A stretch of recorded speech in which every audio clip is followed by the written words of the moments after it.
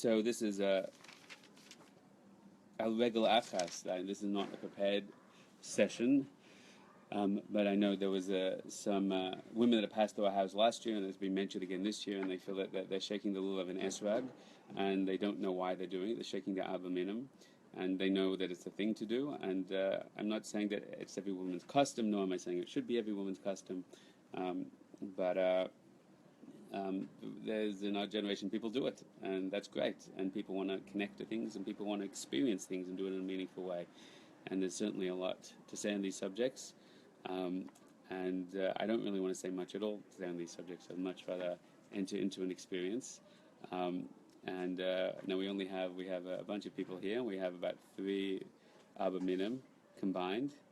I think it's called 12 Minim, but we will see what we can do.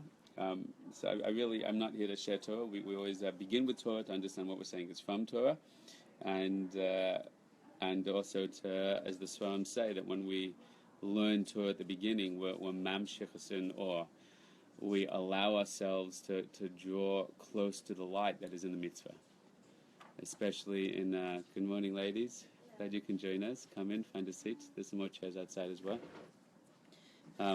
By learning Torah, it prepares our mind and our hearts to be able to receive the energy. The Torah is the panemius of the mitzvahs that we do, if you will. Of course, we could say the mitzvahs are the panemius of the Torah. That's a longer discussion. But, for example, the Rebbe Rashab says in his Kuntrus on Tefillah that one of the best ways to prepare for Tefillah is to learn a little Chassidus before we daven. He says for at least 30 minutes. And if a person, he first begins, like we do in elevation, by getting to a state of devekus, by clearing our mind, the process of hashkata, which is silencing the mind, and then entering into a quieter open space of light and connection. And then he says, then we can learn a bit, but he says for at least 30 minutes, and that opens up the kalim, and it brings down certain lights, which allow our mind and heart to become sensitive to the tefillah process. As we all know, if you just step into tefillah, and you can mumble a lot of words but have no connection. So, as the Hasidim say, the ikka of the mitzvah is the hachana for the mitzvah, which is controversial only if you don't understand what it means. The most important part of the mitzvah is the preparation for the mitzvah, because it's what you do before the mitzvah that puts your consciousness in the right state to receive the light from the mitzvah. Lahavdil elef havdalas, I say it part as a joke and also part seriously, that in the people that were the kind of psychonauts of the 60s and 70s that used to play around with LSD, lahavdil, they always used to say one of the key things to having a powerful LSD experience is the intent that you set before you went into the experience.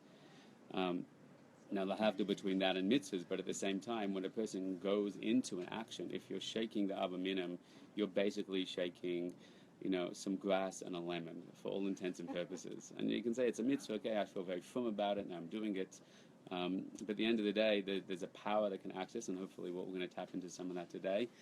Very transformative effects. We're going to learn some of the techniques that the Svarim and the Maggid of Mezrich teaches, amongst others.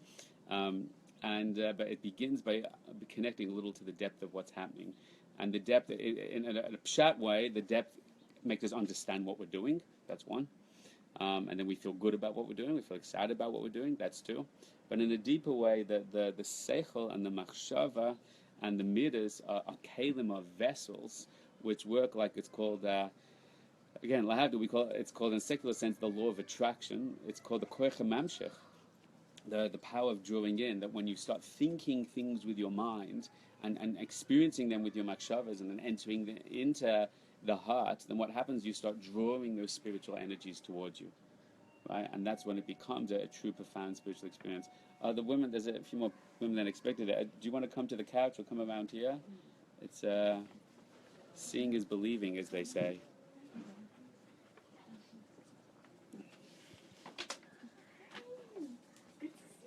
Hello, everybody joining us online. Great, is everyone comfy on the couch? There's another chair here. Let's just make some space for people. I'm sorry, it's a little crowded in here. Let's take that out. We'll throw that over. So that's good for someone. Great. So my goal is really to say a few minutes of Torah, just to open up the kalim, just to be mamshech a little. Rachmim, kedusha, the Or of Bina that's coming in through the Sukkah.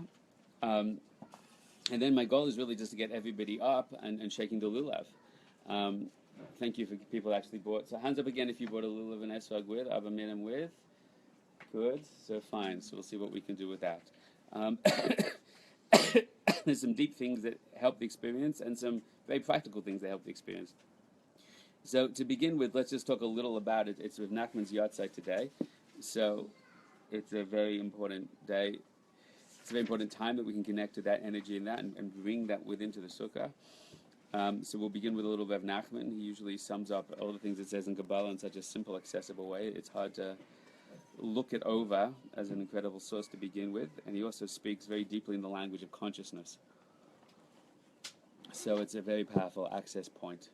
So it will start in Likutei Eitzes, where my photocopier stopped working. I apologize.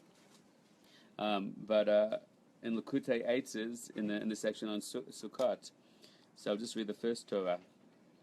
Now, if people here don't understand Hebrew, just yell out. Now you can just yell out. I don't understand Hebrew. All our yelling in the Sukkah is like tefillah, so just yell out. Hashem brings tremendous yeshuas. Al yedei mitzvahs Sukkah zoichen l'shefa eloki shehu bechinas ruach hakodesh. Through sitting in the mitzvah, sitting in the Sukkah, as we're zoichen to do now, we pure ourselves and elevate ourselves and open ourselves up to the shefa eloki, divine spiritual influx of divine consciousness, of elevated consciousness. Shehu bechinas ruach hakodesh. And this is, as we speak a lot about in the Elevation Mastery Program, Ruach HaKodesh is not just something for Tzaddikim. Ruach HaKodesh is an accessible state, an accessible tool, which is supposed to be shaykh to every Yid, according to their level. Our sages teach us that every Jew and every non-Jew as well, according to their merit and hard spiritual work, can receive Ruach HaKodesh. So, what do Chazal say that? You have chairs, people come in? There's a chair at the back here? Great. Maybe people want to put handbags in the other room, so there's also room there. So the first thing is we can receive this higher consciousness just by sitting in the Sukkah. And when I speak, I'm sharing things with you, which I'm not saying we can, as in one day, if we keep enough chumras or do enough things. I'm saying this should be accessible to you right now. Be'ezras Hashem.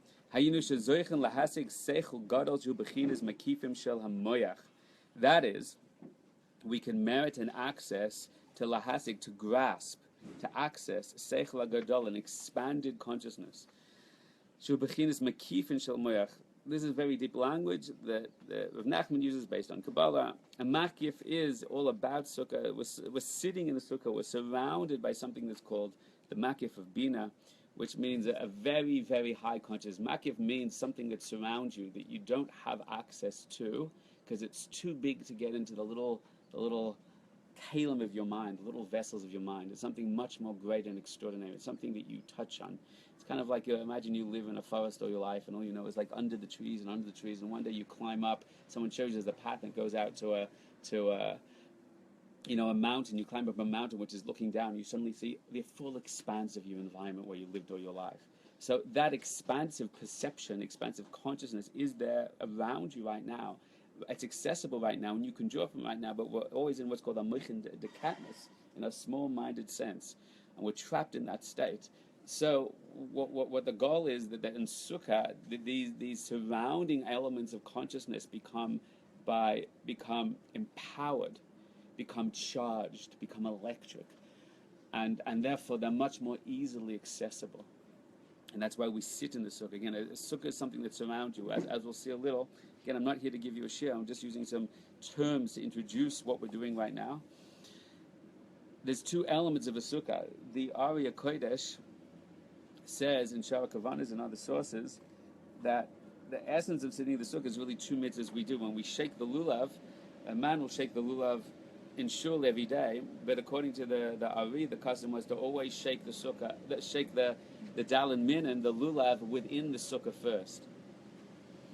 And that's a very deep reason, and just to make it slightly accessible to our level, the idea is that when you stand in the Sukkah, you're surrounded by this incredible light that surrounds your soul. And that's called the Or Makif. That's all incredible potential, of spiritual potential, of everything you pray for and yearn for. All your clarity, all your Ruach HaKodesh, all your capacity, as he's going to say, to see Hashem within everything all the time, to feel tremendous hashgacha. This is just the garbage guy that comes to clean all the garbage out of my sukkah that comes every day. So we have our own truck that comes through. Gamze Yeva, this too shall pass. So what happens is when we stand in that light, and that light surrounds us, the problem, as the mystics say, with an Or Makif, a surrounding light, is you can get struck by lightning, you can be hit by an electricity, you can go up to that mountaintop and see the whole expansiveness of your life. You know, you go to the Katz, you go to, Uman, you go to wherever, a holy place for you, in that shul by that third meal, and then what do you do? You're sitting there and you're having the experience, but then we have to come down to our everyday mundane life. So he says it's one thing to access the makif of the sukkah, that light, but it's another thing to draw that into us. That's called the Or Hapanimi, right? To take what is external and make that internal. Now, Lahavdil, Elef Havdal is again only as Al Derech Mashalim. But, there used to be, not that I know what television is or even seen television, but I have friends that have seen television, and they told me that there's a show that used to be on called The Price is Right. What The Price is Right for, I don't know. But it's right, and one of they had to have these competitions. The person used to the big focus, the big goal, that the highest madrega a person could reach is you stand in this booth and all this money is flying around. You have a minute in the money booth, right? And I'm thinking this is a sukkah. This is also a booth, right? But it's a kedusha booth. It's a shefa booth. And what happens? You have a minute. And Baruch Hashem, we have 7 days. So Hashem has some rachmanis on us, and all this money is flying around. And you can take the money, you can shove it in your pockets as fast as you can, and shove it in your hands. And what you get to hold on to, you get to keep, right? What you hold on by the time the time runs out, you get to keep. This incredible light is around us, and what we do with the Abba Minim is we draw that light into us. That's what we're doing. And we're going to see that there's 7 or 6, 7, we'll talk about it, dimensions of this light. There's 6 or 7 at least dimensions of the light that can be accessed and drawn into us. There's always 3 dimensions which are above us and transcendent. And there's 6 or 7 dimensions which can become immanent, they can be drawn within us. Now, if we understand this together, my friends, now this is why the Ari is saying that we should always begin in the sukkah, because it's not just the lulav, the mitzvah of the lulav by itself. It's the mitzvah of the lulav is drawing in the light that's around us. So to do that within the empowered, electrified energy center of a sukkah, then what we'll really do is accessing the full dimensions of the Rizal talks about all the dimensions of the 6 sides of the cube. The Maharal discusses the 6 sides of the cube. This is what's called the Sfirat, at least the Midat of the Sfirat, which are Chesed down to Malchus, if you know these things, as we'll talk about. The person themselves, the Ish, the Isha, the woman, the man standing in the center represents the Malchus, the central point, and they are accessing the energy, as we'll talk about this. What you're doing is you're actually pushing out the negative elements of that energy. That's why you have to push out and push away, and then you're drawing towards you the wholly elevated elements of that energy. That's what you're doing, and you have to do that in a sukkah, because then those energy forces are energy fields, those 6 fields are electrified around you. So this is a very key aspect of what's going on. Again, forgive me for the noise on the street. So then what we're seeking to do is, as we're going to discuss now, this is called the Seikol HaGadol Shu Bechinas Mekifim Shel HaMoyach. The elements that surround our consciousness. This is why a man wears a talis, why he's davening. This is what the Shtreimel represents. These are these things called the Chochmah, which is it could be the Kippur, or the 2 levels of Keter, really. These are 2 levels of crowns. It just means the levels that are high that we can't usually access. And this is called the Bina. There's a very strong feminine energy in a sukkah. A sukkah is like a womb. A sukkah is like... it's called Bina, it's called the mother, and it holds us within it, and it nurtures us and cleans us and cleanses us within it. I'll tell you a very little known source has this for a radical feminist philosophy, from the famous radical feminist text, the Siddur from Belz, those famous iconoclasts from the religious world, the Belz Chassidim.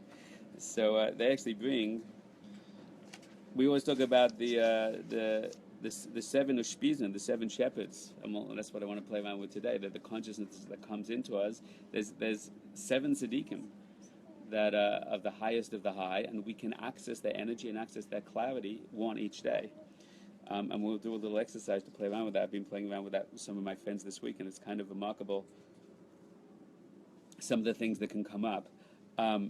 So listen to this for you radical feminists out there that like these kind of things. Not only do the seven shepherds come in, Kol Shiva Ro'im, not only are they hinted to in the Sukkah, Shibe'im l'Sukkah, but Al Yedei Zeh Mamshichim Shmira l'Kol Hashana Kula, and we get their energy of Chesed to Malchus, of Abraham, Yitzhak, and Yaakov, Moses, it's hard to say it in English, Moshe, Aaron, you'll me, Yosef, Tzaddik, and David HaMelech. But did you notice also the Imahat, also the four mothers also come into the Sukkah? Did you learn that before? So he said something very, very fascinating here from the Sefer Midbar Kodesh on Sukkah. He says, Al Yedei Mamshichan, so he says that energy comes to the whole of the year, Lasois Havatzon Ha'elyon U'mitzvasav, but Kamaha Avas Ha'olim, just like the Avas are hinted to also in the Sukkah, Kacha Imahos, Nimazim B'Sukkah, V'lakach Miles Ezrach. Now, the Torah commands us in V'yikra, Chav Gimel Membet, Kol ha'ezrach b'Yisrael yeshu b'sukkos. All the how do you translate ezrach? All the visitors, the sojourners, citizens, they are going to come. They come and visit us in the sukkah. So this sefer says amazing matchit. Check this out. Ezrach im hamiloi. The miloi means that if you spell out each letter. So aleph is called aleph, but it's also aleph.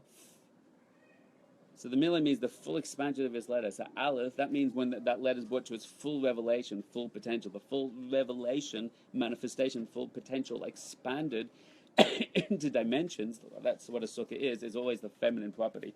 So listen to this. If you take Ezrach, the sojourners, who are the sojourners? The citizens that we're referring to. He says if you take the word Ezrach and you expand it out into aleph, lamed, fei, and then aleph, Zayin, Reish, and Ches, it gets to the numerical value 1086.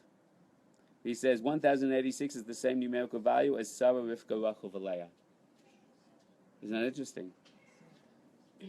So he says, Levemes bezeh sheha'avas v'ha'imahos bayim u'mishtatfim b'sukkah. They're also with us. The energy is also there.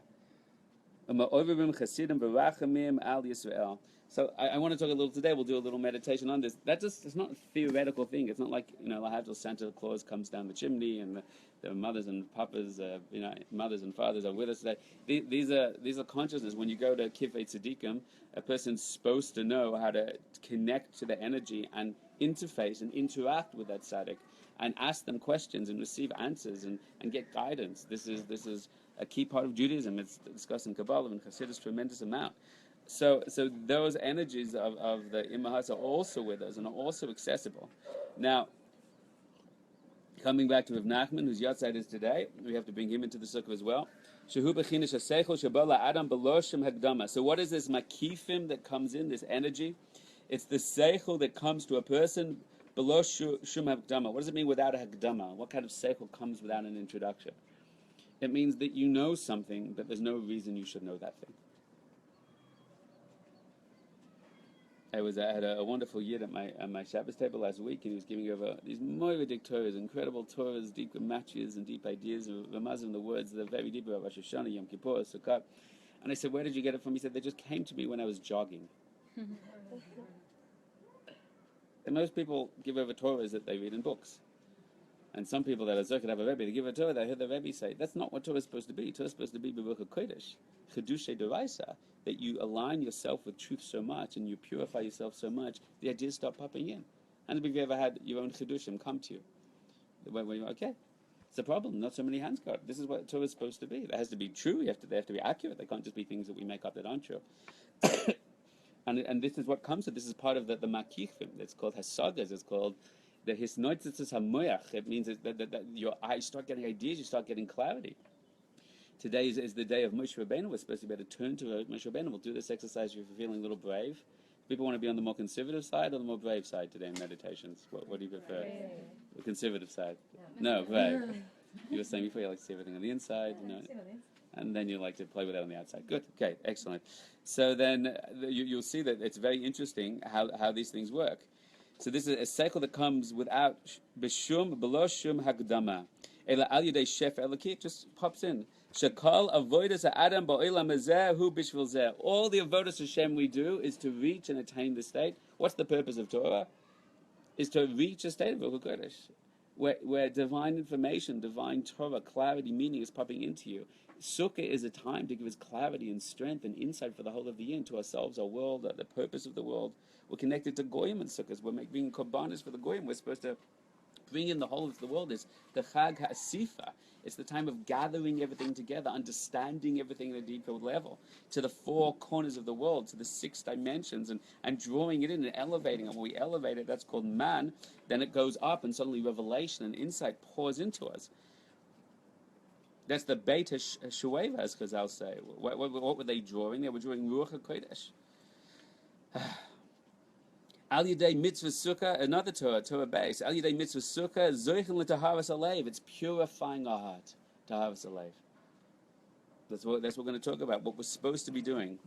I'm sounding like I'm doing different things, but soon you'll see the pan. What we're supposed to be doing is using this great light around us to then push away all the negative, the Ruach Ra, to push away the negative desires, the negative emotions, the clippers, and then draw towards us Kedusha. Draw towards us holiness, elevated desires, elevated emotions. The Sukkah is the time in relationship on a very pashut level, very simple level. The Sukkah is the time of the year.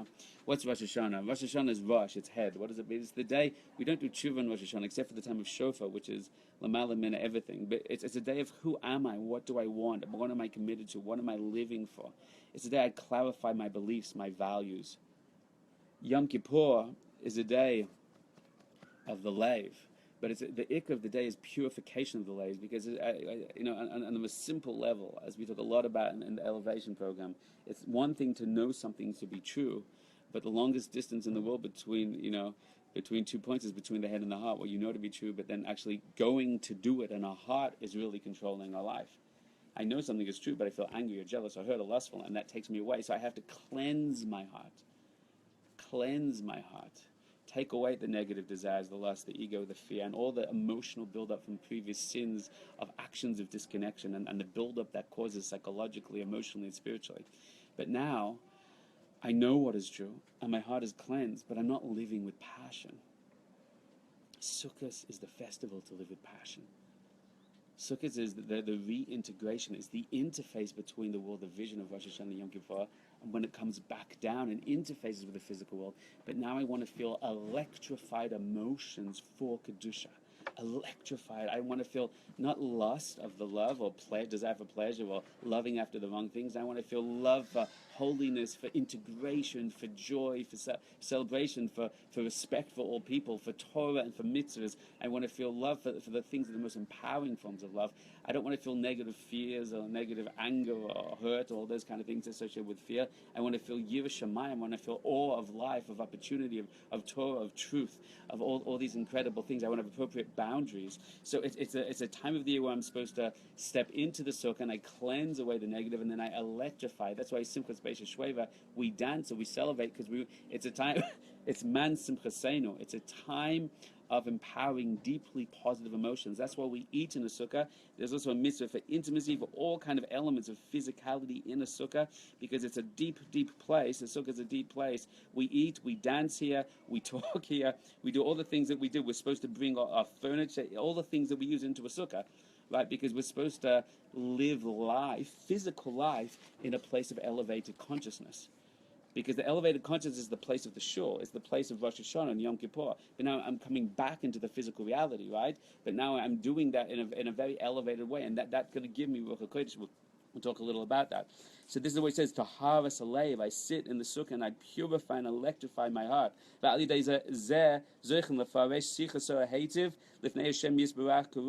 Then I'm able to start speaking to Hashem. Not I speak to Hashem. I daven 3 times a day. You can daven 10 times a day. You're still not speaking to Hashem. You're just reading words. Speaking to Hashem is what's the sign you're really speaking to Hashem? For some people, it's a very controversial thing to say. This is just a dava pasha to be a Jew. What's the sign that you're really speaking to Hashem? concentrate? You can concentrate. I can concentrate on the Shemana Ezra. It doesn't mean speaking to Hashem. What's that? Yeah, Hashem speaks back. If you speak to your husband or you speak to your parents, or you have an hour phone call and you don't hear anything the whole time, and you finish talking, suddenly there's just a hang up on the other line. Do you feel you spoke to your parents? Like, what was that? Spoke to your husband? When you're talking, there's a dialogue. You're supposed to dialogue, right? Dialogue. Speaking to Hashem means dialogue with Hashem. The Sukkah is about, when through Taharas Alev, through Moichin the Gadlus, when Matar Alev, and through that comes a dialogue. That the Beba Kol Pam Diburim Chadashim, that's called Diburim Chadashim, that ideas come to me, insights come to me, clarity comes to me, sagas come to me. What I focus my mind on is what's revealed to me. Now again, this is a madrega, slowly. It doesn't mean everyone will get there, certainly not today, anytime soon. But alternatively, it's also something which many of you can do right now.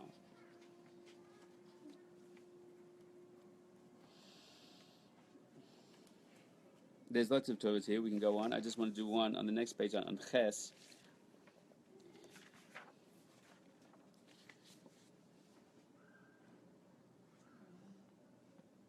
He says, by the way, Diburim Chadashim, speaking to Hashem is a dialogue. That's B'chidus of Ruach HaKodesh. That's also Ruach HaKodesh. Ches, Al Yidei Mitzvahs Netilas Lulav, through the mitzvah of taking the Lulav Uminav, Zoichel Agalas Hadas HaKodesh. That's what expands our Das HaKodesh. Something we talk a lot about, right? Das HaKodesh. So let's just see some of the terms here he uses, some of the Bechinas he uses. L'galat ha'da'as ha'kodesh. Das is higher consciousness. It begins at mindfulness and expands across a spectrum of consciousness to deep elevation, of integration, of deep profound awareness of light, of interconnectivity of all things, to see the meaning of all things. And we get that through shaking the lulav, because Das is the neshama of the midas, as we've discussed before. The bina, to put it very simply, the light of the sun is the light of chachma. And the schach is the light of bina, and we in the sukkah are the concept of das. Das and the heart are connected, are bound together. That means there's an incredible light after the purification. The mystics say incredible light of the purification of the sukkah, the time of the year of the sukkah, and the time of year of Rosh Hashanah. Then we're able now, and then we purify ourselves. Sorry, at the time of year of Rosh Hashanah, and then we purify ourselves of Yom Kippur. We're able now to experience an incredible direct light of Hashem. But as Chazal teaches, it's so bright it would fry out our minds. Not fry out as we go off the derech to be fried, but it would burn out the retina, so to speak, of our souls. It was too bright. So the sukkah is a shade from the infinite light of Hashem. As Chazal teaches, will be V'lased Lavai, that it will be the times of after Mashiach, when Hashem has finally revealed His light in the world. In Olam Haba, and Hashem is going to hide the Siddiqim in the Sukkah. And then the Sukkah is the Schach, is Bina, which allows that to filter down, and then Das as it comes into us. Now, when we access this light of Das, what is the power of Das we can get? Through the light is around us, and then we draw that into us with the Lulav. We get Das HaKodesh, Leida, and what's the purpose of Das HaKodesh? Leida, Shamalech Al Ha'aretz Kavoidai, that everything in the world comes from Hashem, that Hashem's Kavod, Chachma, Malchus, everything is coming from Hashem. That I can see holiness and meaning and depth and light within everything in the world. And I see and reveal revelation, divinity, truth, meaning, depth, beauty, unity in all things. Even in the language of Goyim, any nation of the world, even the things that they do, you understand suddenly in the Sukkah why Trump and Hillary even make sense. It doesn't make sense. Nothing about them makes sense. The fact that they're leading America doesn't make sense. But suddenly you can see why that needs to be and why that needs to be now. What's the purpose of that? What's the revelation of that? What's the gift from that? And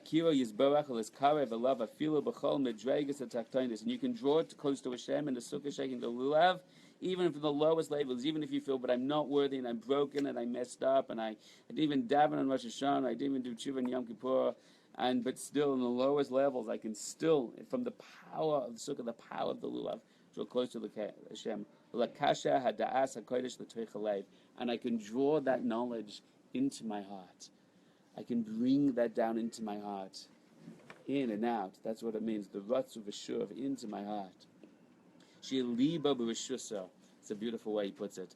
That your heart will be within your Rishus. What does that mean? My heart will be within my Rishus. That my heart will be within my domain. Because my heart is not in my control usually. In control means your heart yearns and takes you automatically towards the things you most deeply value and know to be true. But my heart doesn't. And the goal of the Sukkah is to bring your heart back into your issues. Only Rav Nachman speaks like this. If you quote Rav Nachman in English, people think he's just you're just paraphrasing some New Age hippie guy. Then you love yourself, he says. Then you can love yourself. Because you see your desires are taking you towards good and holy things. And you love yourself, he says, and then you love Hashem. Rav Nachman says clearly many times that when you love yourself, only then you can love Hashem. If you don't love yourself, you can't love Hashem. So Sukkah teaches us how to love ourselves. To come to the incredible light of love that's in Das, that's the hidden light. The light you can see from one side of the world to the another.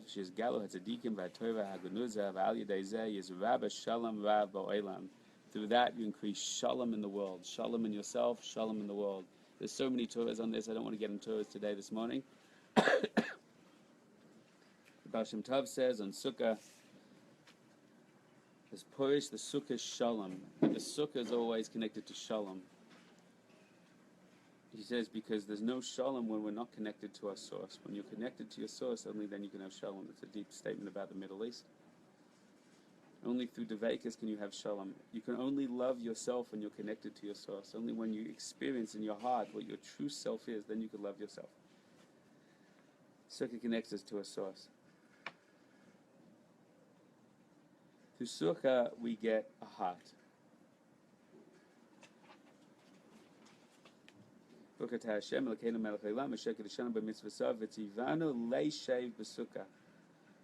sit in a Sukkah, to dwell in a Sukkah. That means, that Hashem comes down and dwells within the Sukkah. We dwell in the Sukkah, and Hashem dwells in the Sukkah. But it means that Hashem dwells in our hearts in the Sukkah.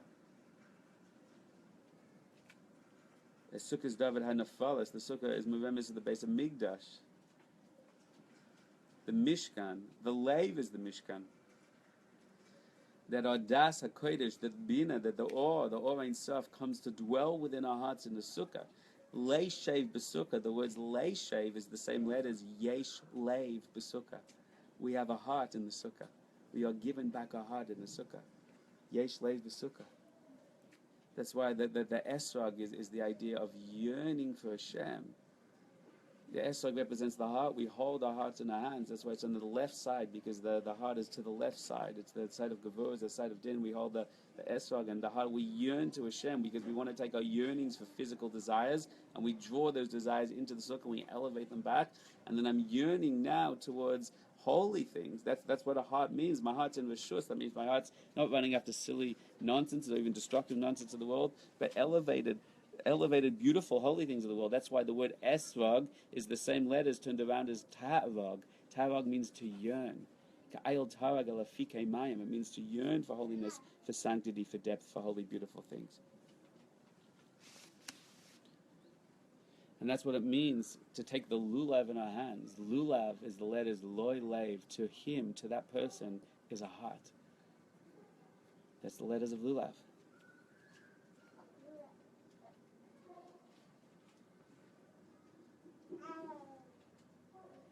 When a person has a heart, then a person has their life back, because they have chiyas.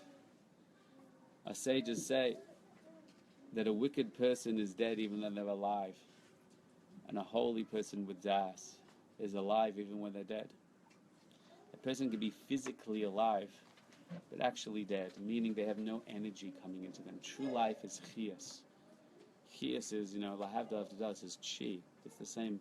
Oisius, it means that there's a life flowing through your bones, a life flowing, and it gives you energy. There's some days you feel you just don't have the energy, and everything you just want to think about miserable, depressed, and all breakups and hurt and pain, and relive them. And some days the worst things are happening to you. You feel alive and happy and connected, and you feel everything's going to be okay. What's that? There's an energy flowing through you. That's called chiyas. It's called chayim. It comes from devekus. When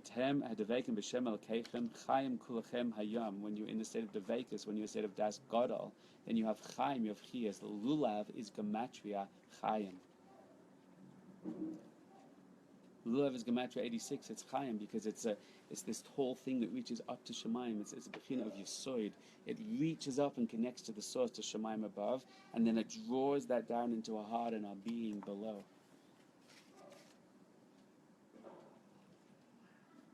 We reach up to Hashem, to Shemayim, and we draw that in.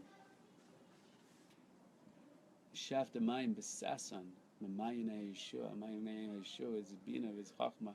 We draw that into us.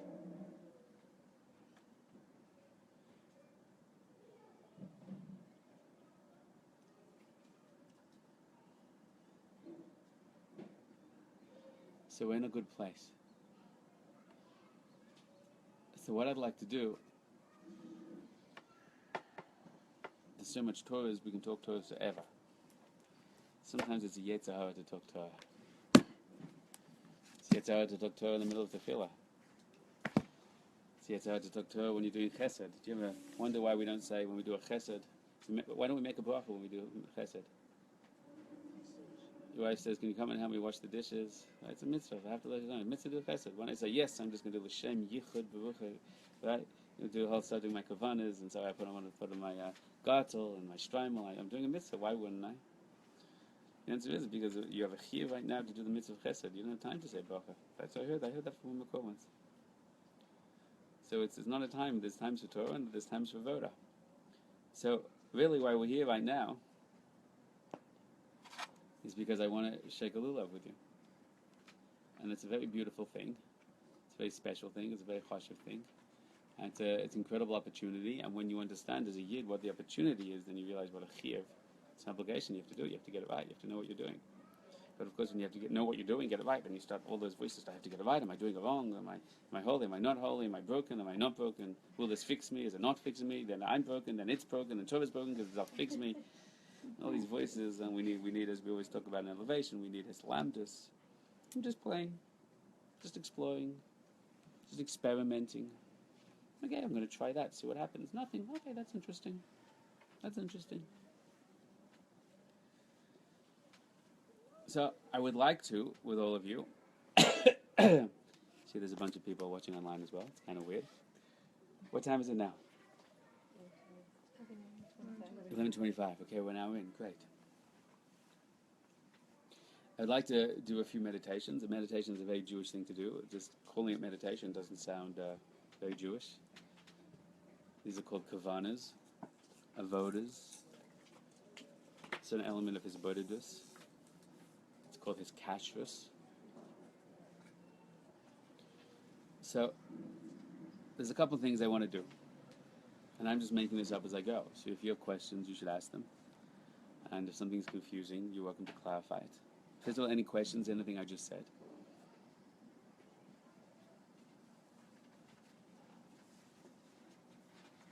Yes? Wow, that's a very every general question. unconfident request. It's related. Bunch of you shaking a lulav with your hands. Yes. So you get chayus when you're tapped into chayus, you're living, you're positive, you're happy, you're flowing. Flow state, yes. Do womanly hormones block that? Womanly hormones? Yeah, like when you're sad. Is that a scientific term? Or monthly hormones. Monthly hormones. Monthly female hormones. That is a long, interesting, complex question. Borderlining on political questions, which is always great when they go online live. That's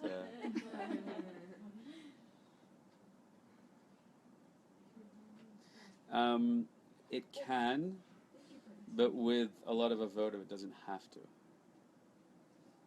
How's that for an interesting answer? I'll say it can and it does, right? Yeah.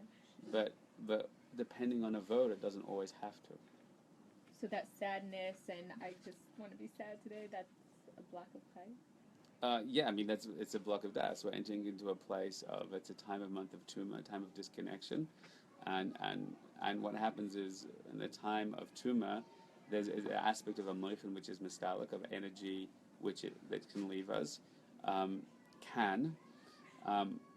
And then it's harder to control emotions. It's more likely I'm going to fall into certain emotions emitters of the nefesh Bahamas. That's absolutely true, right? That's something that can happen. But I want you to know, like all things in life, like all the voters of Shem in life, when you get hit by hard times,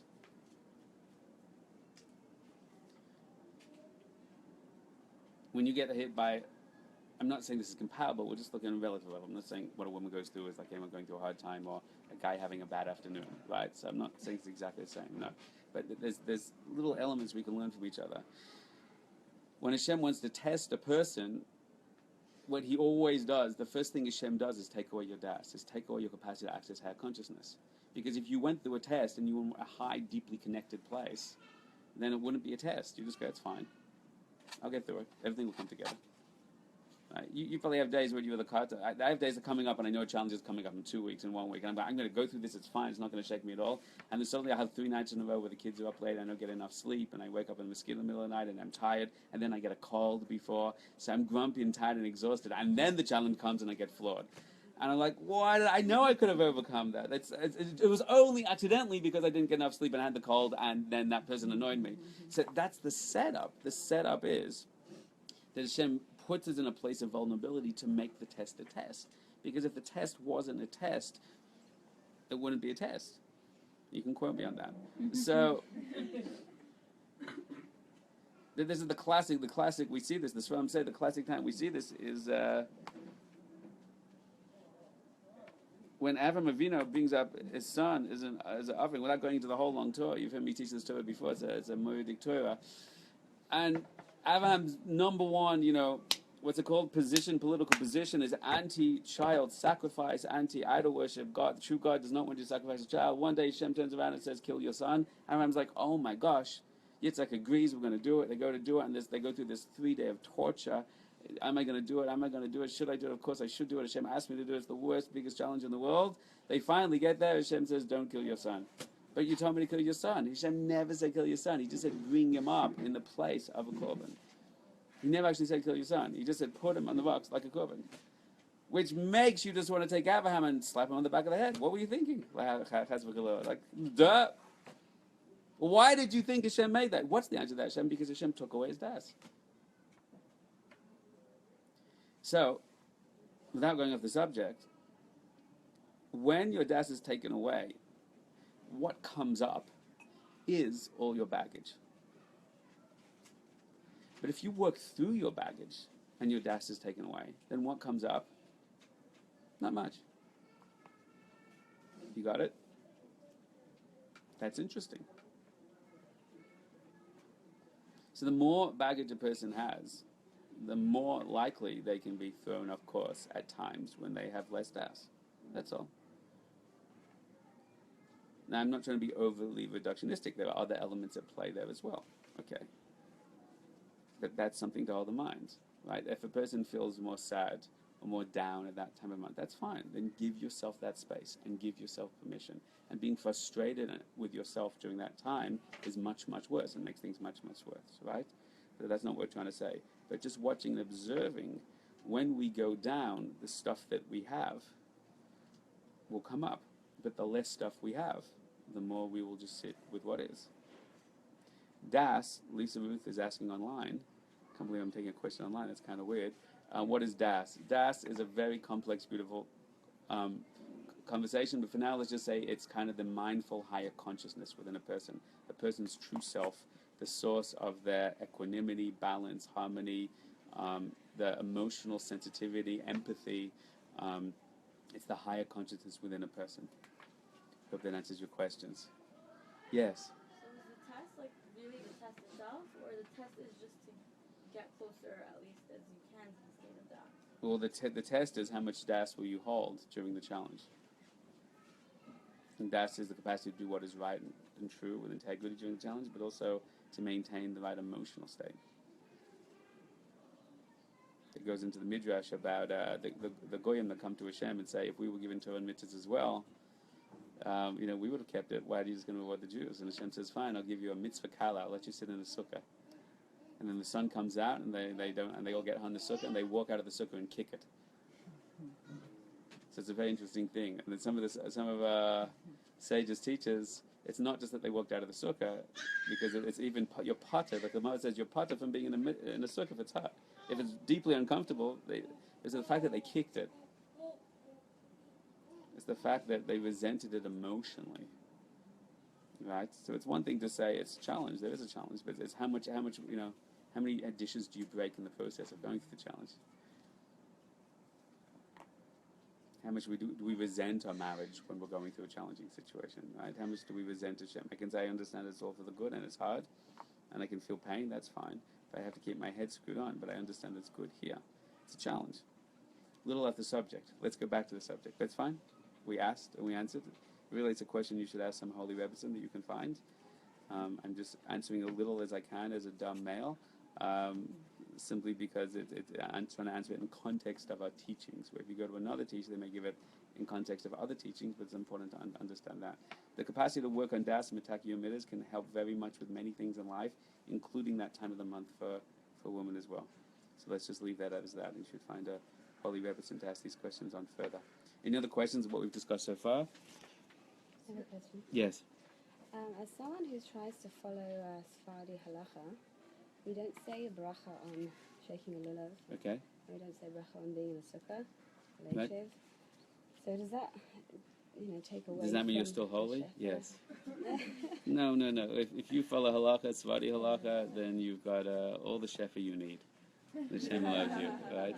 Svardim, Yitzhak Meir Morgenstern, a big Tzaddik in Yerushalayim, says that Svardim are already Moshaf the Chachma. They live with Sukkah consciousness more during the year anyway. They're part of mitzvahs. They're part of the mitzvahs. I don't remember him saying that. Perhaps I wasn't by him at the time. But Svardim already Moshaf the Chachma. So they're doing fine. Again, a bracha is just one. There are many doorways into light. There are many doors to light. I mean, the bracha is such a holy way to bring down light. Your minhag is not to say bracha. Great, there are so many other beautiful holy ways. You think Hashem's punishing the Sfardim? The Sfardim who came up with that, they looked into the world through the lens of the Sfardi Neshama, and they said it's just not needed. They access in a different way. Beat rice on Pesach. That's right. The rice and Pesach makes up for the bracha that they have another time. For sure, getting up at 4 o'clock in the morning doing El makes up for that time.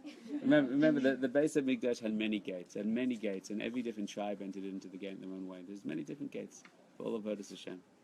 We all get what we need at the end. Of course, the Ashkenazim get more and better, but you also get... I'm just saying that because it's silly. That's why I'm saying that. I daven mostly with Sfardim these days. That's what I found. I'm happy in Sfardim minions. So there's plenty of light there, let me tell you. Now, let us begin to do some practical exercises. Is anyone who does say brachas in the sukkah made a bracha in the sukkah? So I want you to start by making bracha in the sukkah. And because making the bracha in the sukkah is the beginning of being leishiv b'sukkah. Has anyone not made a bracha in the sukkah that you could be making bracha in the sukkah? What's that? So good. So Tali's now going to make a bracha mazonos for everybody, and she's going to hold us all in mind. To be leishaving in the sukkah. We made it a verb.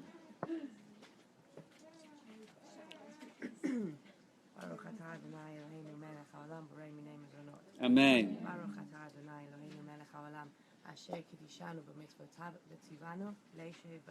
Amen.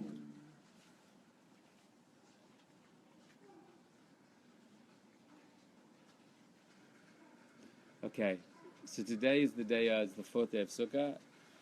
It's the day of Moshe Rabbeinu. So let's begin with a little exercise of Yeshiva Das. And we will connect to the energy of the Sukkah, because it's very important to connect to the energy of the Sukkah in general, and then also particular to the tzaddik of the day, because that's going to be also some of the energy that we use, the content of Das that we use to then draw into us in the Lulav and Esrog. Yes, Meredith? I just have a quick technical question about Rishvizin. Where does Yosef fall? Yosef is the 6th day. So it goes Moshe, or there's a couple different ways to learn it, but the majority of us do it Abraham, Yitzchak, and Yaakov, Moshe and Aaron, Yosef and David. You got it? Chesed, Gevurah, Tiferes, Netzach, Hod, Yesod, and Malchus. Malchus is Shoshana Rabbah, the lowest level and the highest level at once. So today is Hod or Netzach? Today is Netzach. Moshe Rabbeinu was Netzach. Netzach Yisrael. So good. So let's play a game. Here comes the meditation. If anyone wants to take a quick toilet break, we can do that right now. And everybody else can put everything out of their hands. There's no notes necessary from here on in. Just the notes on your heart and soul. The best notes of all.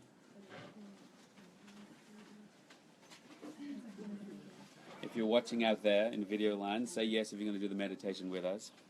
You should probably take your phone or iPad or iPox to your local sukkah, because these are very much sukkah-focused meditations.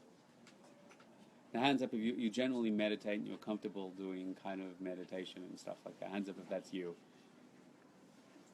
Okay, hands up if you're generally uncomfortable with meditations and those kind of things. Okay, good. Thank you for your honesty. Okay, fine. Do you want a seat? Well, I'm glad you're starting young. But then you don't want a seat? Better like this. Okay, fine. So this is very, very simple. I'm going to tell you what we're going to do, then we're going to do it. First, I'm going to help you relax. We're all going to relax together. And if there's a certain way that you like to relax, if it's counting or watching your breathing or watching your thoughts, the derech of the piazetzna, v'shkata, anything we've learned together, anything, right? Hachanas, right? Clearing your voice like that, just kind of a shofar, just call of the heart, kol pashat. So you can begin that process now, and we're just going to clear that. So that's number one. And then two, we're just going to become a little bit more, I don't like using this word, a little bit more mindful. We're going to put our das upon the light happening around us. Remember, what we fill our machshavas with and our thoughts with is what we allow to, is a way of tuning the frequency of our radio to receive a certain frequency around us, okay? So this is very, very important. So we're just going to be talking a little about the sukkah, some of these ideas.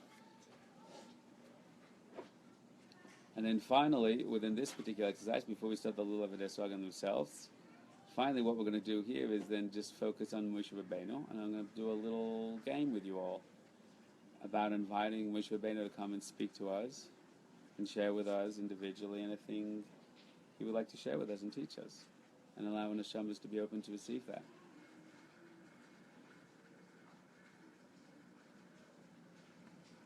Before I do this, in case people are concerned about this activity, there's no reason all you should be concerned about this activity. Everything I do, I base 100% on Torah sources. And I always say, if this sounds weird or idol worship-like to you, that's probably more a statement on what you've learned or haven't learned, or misunderstandings of things. So there's a tradition through many tzaddikim and mekubalim that when they're by certain tzaddikim or great spiritual masters who are no longer with us, that they talk to them, they interact with them, they ask questions to them. It's a very normal thing to do in the mystical world. There are techniques of how to do that and how to access that. The shpizin is not just a lahavdil, it's not just a Santa Claus, it's not just an Easter bunny coming to leave you chocolate eggs. It's a real thing which is there, and when I say there, it means for a personal interaction. For personal interaction, this is there for you. The avos are there, the emohos are there, and they're open to personal interaction. It just takes an invitation. That's why we explicitly have words we say. I began this morning, like every morning, with personal invitation that we have to each of them. You see, as the tradition has, we have 7 candles lit over there for the shpizin. And when we light candles for tzaddikim, we hold in mind that this should be a place, like in the neshama, Ner Hashem Nishmas Adam, that we're lighting a candle, creating a place that the tzaddik can be shaykh to us through this candle, through this clay. We're inviting. The Kabbalistic texts say the shpizin do not come into a sukkah unless we invite them. And they say unless we invite them with words. Isn't that interesting?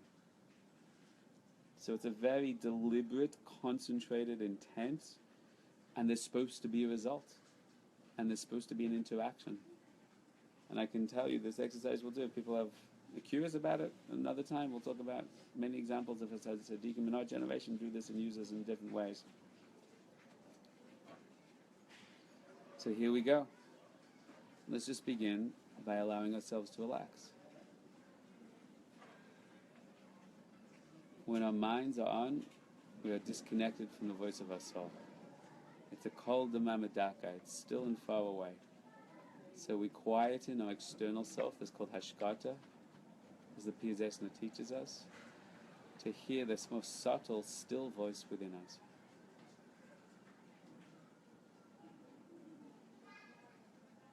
So just allow yourself to relax. If any time during this process you need to move your body, you're welcome to move it. You need to shake yourself out, you're welcome to shake. You have an itch, you're welcome to scratch it. Whatever you need to do is totally fine.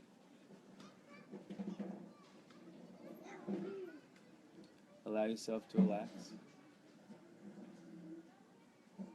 Baruch Hashem, we're sitting in a holy Sukkah in Yerushalayim.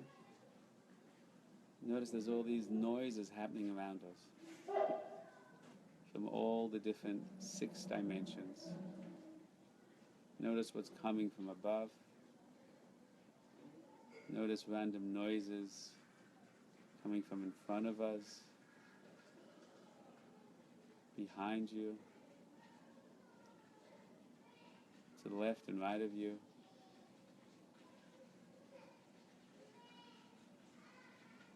They're all happening, but they don't affect you at all. In the center of you, there's a still, quiet place. Notice how all these noises happen all around you. They can pass by you, but they never really enter into you. Notice how all these noises are happening around you, even noises in your body. But there's the stillness of you at the core. The noise comes up during this exercise. A bang, a baby cry, a truck passing by. Just acknowledge that it's there. Come back to the focus. Doesn't touch you, doesn't affect you. Doesn't knock you out of your stillness and point of connection. Let's be open right now to all being together, to connect to each other's source. As the Rizal says, as the Ari HaKodesh says, before we daven, do meditation, we connect to everybody else in the room. We connect onto everyone else online, out around the world. Doesn't matter if they're before or after, and they're watching this. Choose right now to be connected to everyone else in the room. Choose that you want to be connected and instantly believe that you are. I choose and I believe it. I choose and I believe it. Doing great.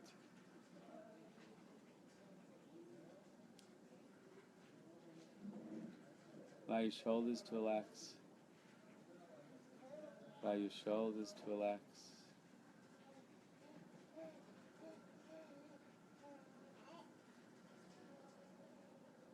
Allow your arms to relax. Your wrists and hands to relax. Your fingers are sinking, feeling warmed and relaxed. Warm and relaxed.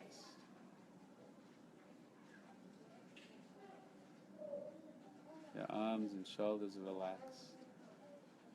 You're doing great. Whatever you're doing is great. If you feel distracted, tell yourself it's okay to be distracted. Imagine that water is just shefa pouring out from heaven towards us, like a waterfall dripping down towards us. Imagine the sound of the baby making noise. It's just a cherub, the purity of our hearts and souls making noise, calling up to Hashem, the baby to our mother, Bina Ila'a, a mother above surrounding us.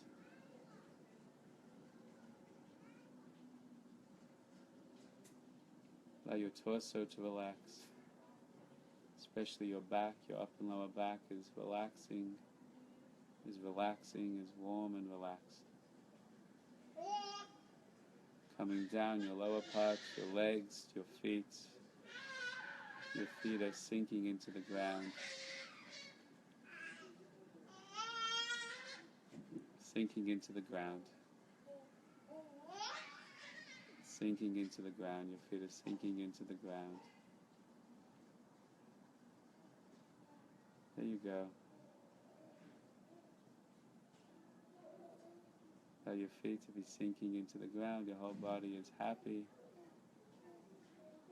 Imagine there's a light coming from above, from the Sukkah above us, the Mother above us, of infinite light. Of infinite light from the Or Ein Sof, shining down to the light of the Sukkah. We're sitting in a mitzvah. Our whole bodies are immersed in this mitzvah and this mikveh of light. Allow it just to be. On the count of 3, I want you to choose and believe that you're receiving the light of the Sukkah. You don't have to know what that means. You don't even have to get it or understand it. Just say, I'm now receiving the light of the Sukkah from above into me, and I believe that I am, and leave it at that. On the count of 3. 1, 2, 3.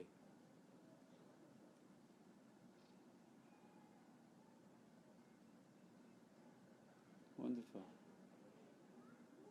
Imagine around you there's 6 walls of light, all electrified with the light of the Sukkah, the light of the mitzvah. The mitzvah is a Ratzon Hashem. It's coming from the highest place in the spiritual world, pouring down incredible compassion and love. Rachamim va'ava. We're surrounded by incredible light of Rachamim and Ava.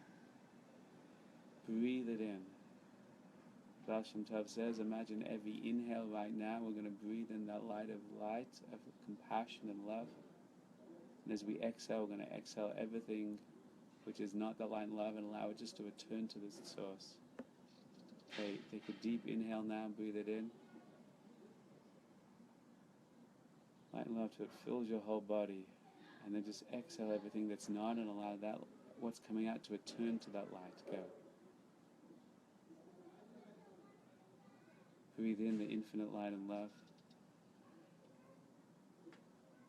Slowly and deeply feel it in your body, and just exhale everything that isn't, allow it to return to its source.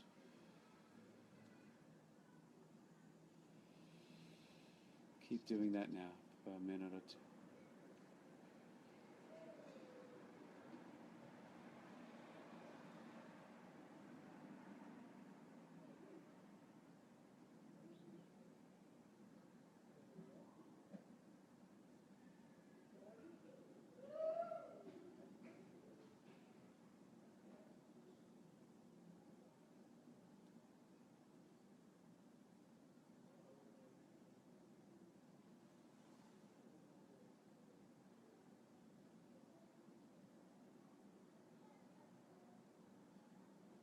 Not a little right now, if you can feel a little of that light and love of the Sukkah.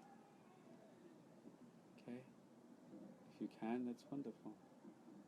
If you find it hard to, just accept right now that it's a little hard for you. Just go, okay, that's where I'm up to right now this morning. Could easily change soon, but right now this morning, that's where I'm up to. I want you to know that what we're about to do for the rest of the session, for the next hour, you absolutely do not need to feel anything right now to achieve that. So you're still totally on target. Right now I want you to begin to become conscious of the Ishpizin Ilah in Kedishin. Abraham, Yitzhak, Yaakov, Moshe, Aaron, Yosef and David. I'm going to say each of their names right now. As I say each name, I want you to just think of the first thoughts or feelings that come to your mind. the first sense of that individual, that holy spiritual master whose energy and soul is with us right now. Remember, they're all here each day, just one of them becomes brighter. I'm going to say the name. You can take a moment just to think, what are the first associations that come to your mind? And then I'm going to ask you just to invite that into you right now. We're going to go to the next one at a time. Let's begin with the first one. Prepare yourself to be open and to receive their energy and their consciousness. Let it melt into yours a little. Meld with yours a little. To get in some of their loftiness, their expansive power, their kedusha and tahara, this spirituality and purification, and their consciousness can enter into your soul. Just choose right now to be open to receiving it. Let's begin with imagery, associations and feelings right now of Avram Avinu, Abraham, our father, kindness, faith, Amunah, go. What images and associations come to you right now? Just flow with it.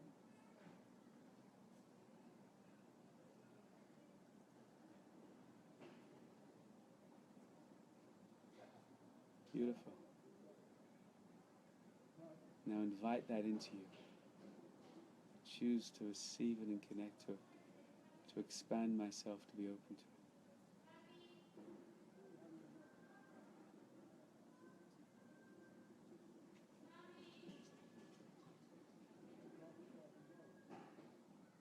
Let's go into Yitzhak.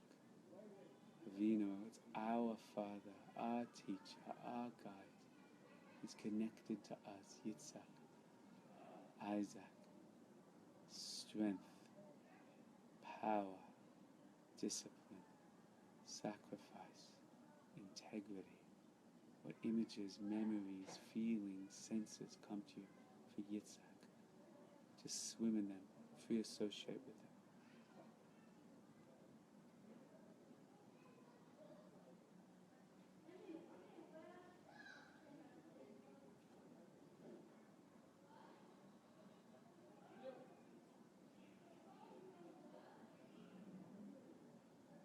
Choose right now to invite that, to invite his soul into yours, to receive that energy and light, those powers and strengths. Choose it and believe it now.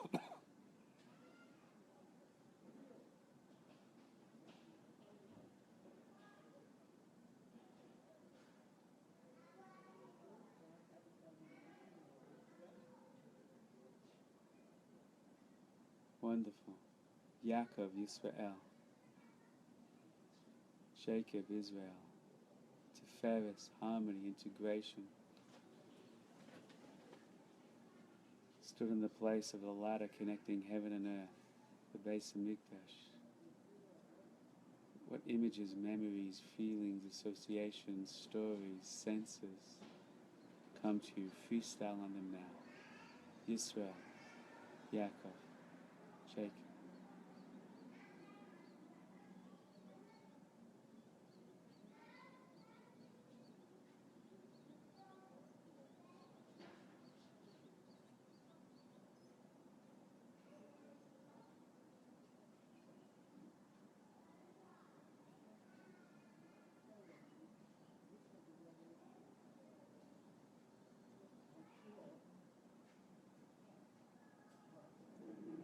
Skip Moshe and come back to him in a second. Aaron, the Kohen Gadol. Hoyd, brother of Moshe. Images, feelings, memories, stories, associations. If you haven't invited Yisrael into you, invite him into you now. And move on to Av.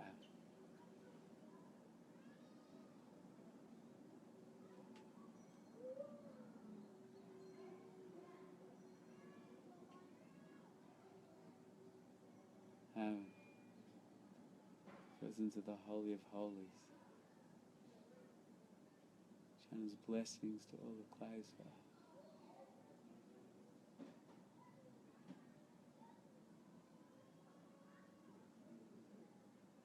Oyev Shalom, Voidev Shalom.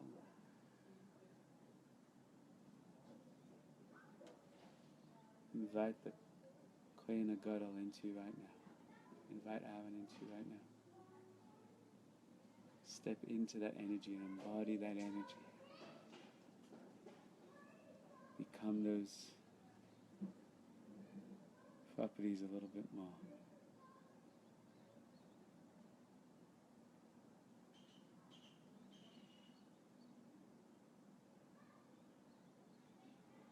Yosef, Joseph, Tzaddik, who conquered exile, connects heaven and earth. Extraordinary spiritual master, mastered all his desires, including his sexual energy, purity,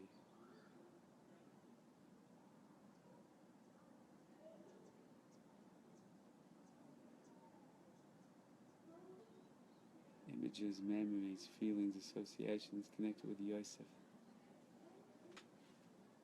Even his bones were holy and split the Red Sea.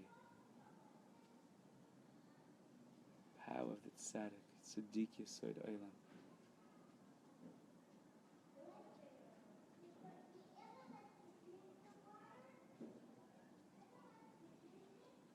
Invite Yosef into you right now.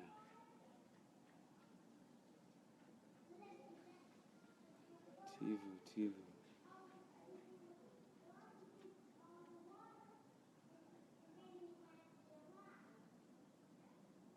Embody those properties. They are you. Fall into them. Step into them.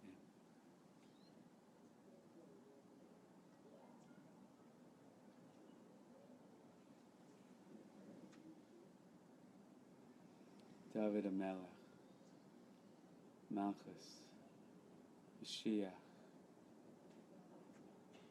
perfection of the world, control and rulership, mastery, leadership, integration of all spiritual properties. The physical itself becomes holy.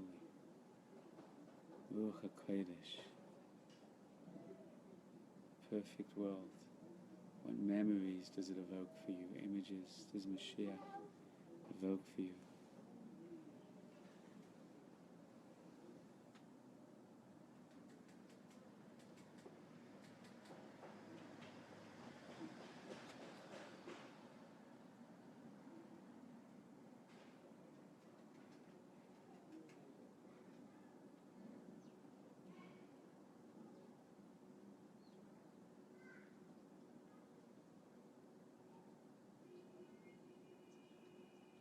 Invite all of that history, all of that power, strength. It's there right now for you. Invite him into you. Tivu, Tivu.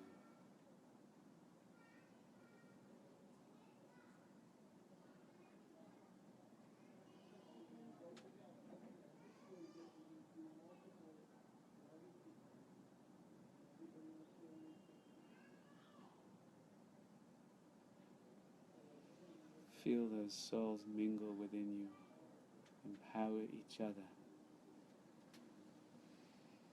Now, today, Moshe Rabbeinu, what images, sights, feelings, memories, strengths, powers come to you for Moshe? Associate, flow with them.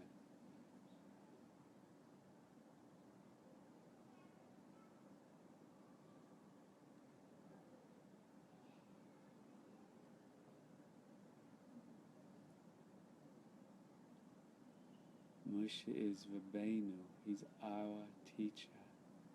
He's not some old man that lived thousands of years ago. The Zohar says when Moshe died, the reason the Torah doesn't say where he was buried, it's because he was buried within every single one of us. A part of his soul was embodied in every single one of us. And that part of your soul is empowered right now. Moshe is there as a higher conscious soul who is there to communicate and teach you right now His teachings are ongoing. All the insights that we get, all the Ruach HaKodesh that we get, comes from Das. Das is Moshe. It's because Moshe is dropping those seeds and sparks of revelation within you. He's in this Sukkah, in this Beis HaMikdash we created, this Mishkan Ma'at. I want you to imagine a light of Moshe is above you right now. Like the candle above us in the center of the Sukkah right now. Feel how awesome that would be. Feel how we're drawn towards him. Imagine that ideal spiritual teacher that knows you inside out, that knows everything about you with great love and respect, who cares for you, who's building and guiding you, who doesn't just know your struggles and pains, who also knows your perfect purpose and your perfection. He counted every jewel that stood before him. That means he accounted for. He saw within them their destiny, their purpose, their gifts. He knows all that you need. He's the perfect teacher, the perfect guide, all-knowing, all-caring. He's your higher consciousness, your Das Elyon. Sense with awe, with love, that power and strength. Imagine it before you right now. And right now as you experience that, feel humbled by it, hachna'ah. But also you just want to dive into his arms and receive that wisdom, that clarity. Think about any teacher you ever stood before, hoping they would know you and get you and know everything with Ruach HaKodesh, and they would guide you and teach you. I want you to turn to that light in front of you right now. And when you're ready, after taking a few deep breaths and being open, choosing to be open, I want you to ask him, Moshe Rabbeinu, Moshe, my teacher, my guide, if there's one piece of spiritual insight I need to know right now, please tell it to me and allow me to receive it. Allow it to pop into my head as knowledge right now, bli hakdamas. Allow that insight to come, or whatever comes, I'm open to receiving it. I'm open to hearing it, and don't turn on your bina and analyze it or question if it's true. Whatever pops into your head is the information I need to know. Just dance with it, feel associated, what the images come to me from it, what memories come to me from it, what words come in. Don't force it, be open. Ask with all your heart to the tzaddik who's before us now. Believe it, choose to believe it, and believe it, just say it is. In your own time, ask the question, and commit with an open heart to receive anything that comes to you from it. 1, 2, 3.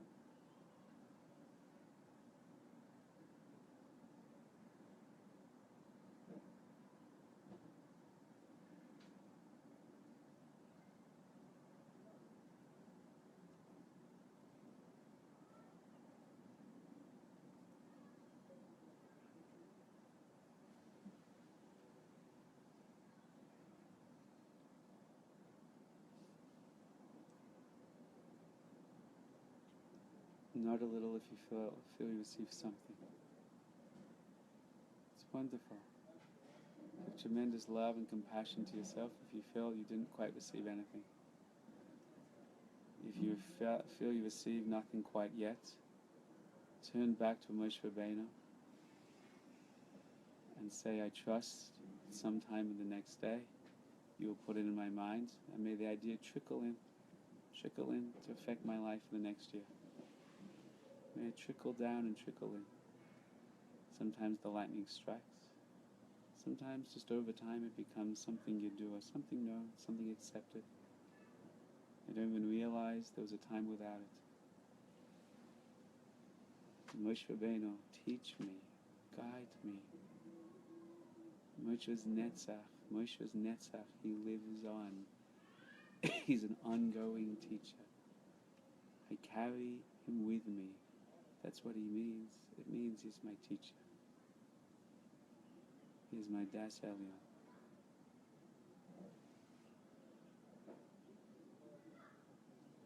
Say thank you to him. Say thank you to all the other Spuzin, Latin, Kadishan, holy, elevated Spuzin, the guests, and allow them to continue to be with us on our journey through Sukkah, this year and every year.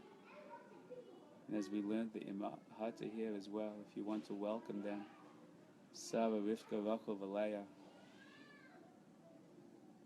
the same gematria of the Milli of Ezrach, Kol Ezrach, are with us right now.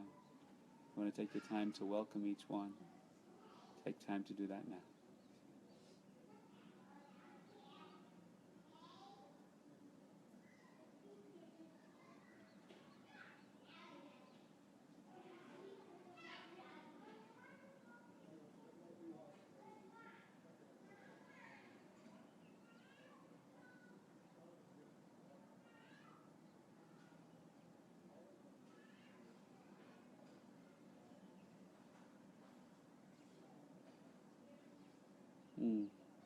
Okay. When you're ready, I want you to take a deep breath.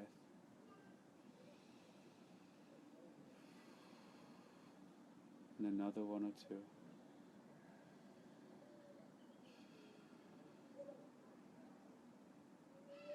And you can open your eyes.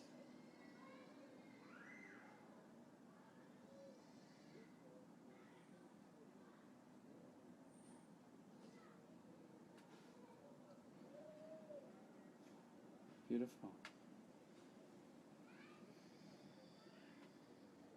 If people need a drink, you can take a drink.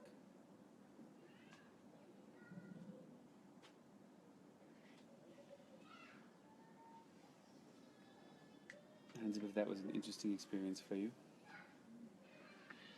Hands up if that was a beautiful experience for you. Hashem. Hands up if in some way that was a profound experience for you. Okay, Hashem. Did anyone feel they were able to receive some kind of message in there? Hands up if you're able to receive a message. Pretty good. Pretty good. Now, just for the sake of doing it, before we get into Lulav and Ezra, anyone care to share anything interesting that happened in them? Anyone care to share anything interesting that happened for them in there? Giving the space if anyone wants to share. Yes. Remind us your name? Elisa. Yes. Baruch Hashem, through all of the Ushvizim, I felt very open, except for Yitzchak. I felt like I wanted to accept that strength being able to set boundaries and all that, but I doubted myself whether I could receive it or not. So I kind of, tried to kick that fear out. But it was just very interesting that I felt like I could receive through everything, but through Yitzchak, and I noticed that that's something in my life that I do struggle with, is setting those boundaries. So I did struggle with that, but I told myself, you're going to receive, and so wonderful. So I'll tell you, that's wonderful. What you did was great. And another tip you can try right now for a minute or two as we're talking is ask Yitzhak to help you with that.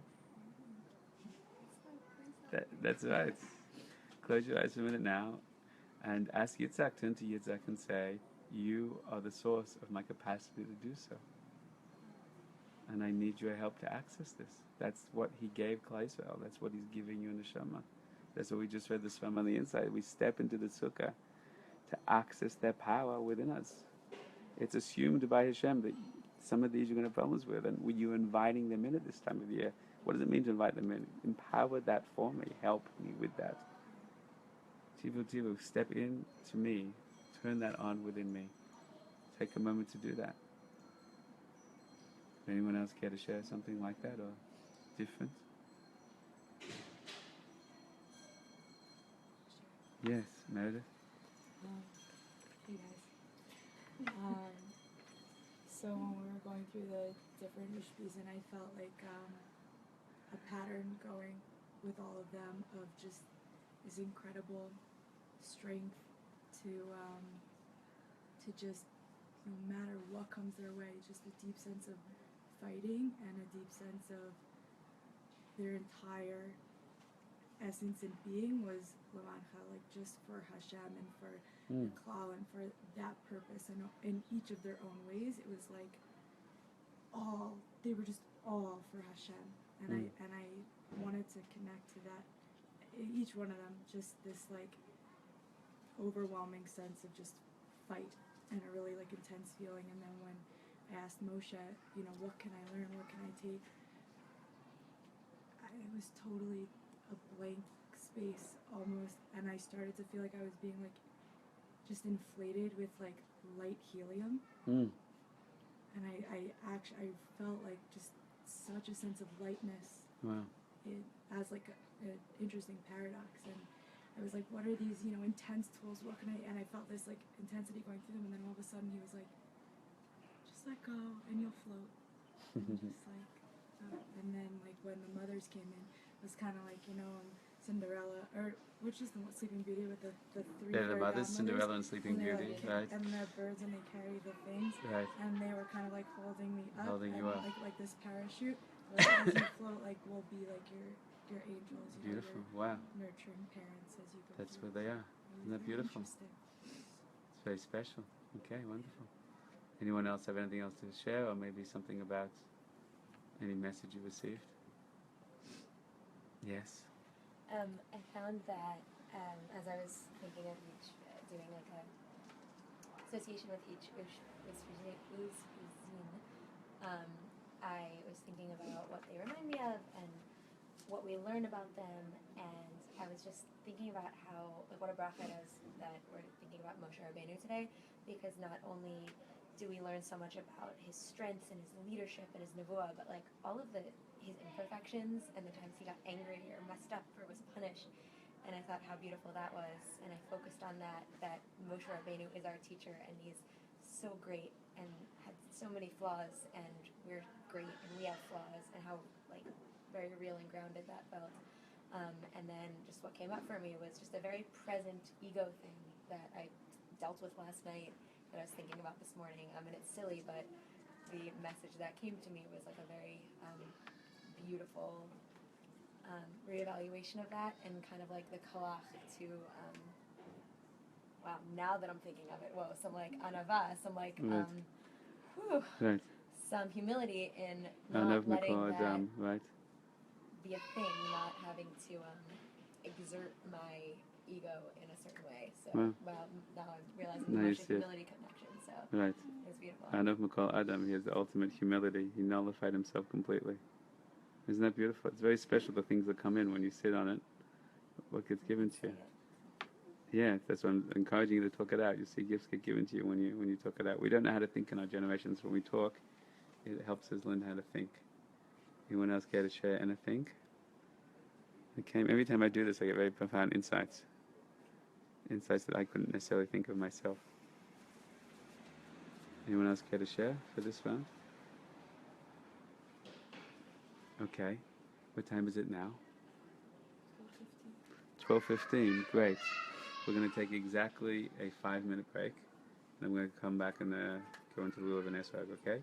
So we continue.